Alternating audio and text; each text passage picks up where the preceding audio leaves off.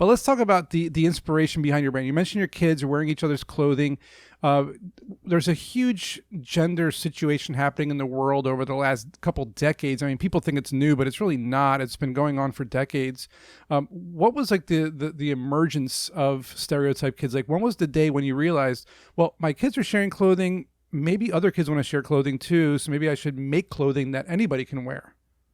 Yeah, another great question. I mean, it was really just observing my kids, right? And the way that they were lighting up inside when my daughter was putting on, my son's camo shorts and dinosaur t-shirts. She felt really great about herself. Same for my son when he was trying on a sparkle skirt and, a unicorn top.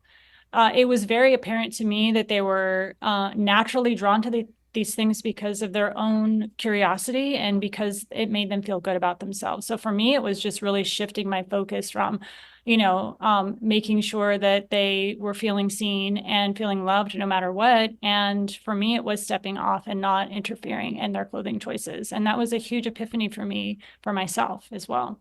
I love that. And look, I don't have any kids. I've had dogs. I had to give them clothing, so I kind of know a little bit about clothing a child in a way. But a lot of my friends have kids, and I notice boys have boy clothing and girls have girl clothing. It's very obvious. Like the girls are wearing Frozen, pink, blue stuff, and then the boys are wearing superheroes and like you said, camo stuff. But there's this concept of blended fashion, right? And how does that challenge traditional gender norms in children's clothing? Yeah, so for me, I coined the term blended fashion because it was really taking boy and girl wear and blending them together. So the masculine and the feminine, and really elevating that and making them equal. So it wasn't one was better than the other. It was like, no, they both are equal in value and should be defined by no one. So for me, that's how I really focused on designing the clothing, is taking those two elements and putting them together in the collection. And, I feel very successful in doing that. Yeah, and I think from what I read on your website, promoting individuality is like the core concept behind Stereotype Kids.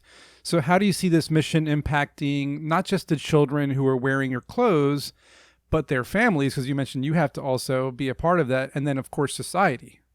Yeah, I mean, it's definitely a clothing line for kids, but it's a message for adults as well, because just because you're an adult doesn't mean you're not learning and evolving and growing. And so it does take a mind shift for parents to look at their child and say, I want them to be happy no matter what. I love them unconditionally. That means without condition to what they're wearing.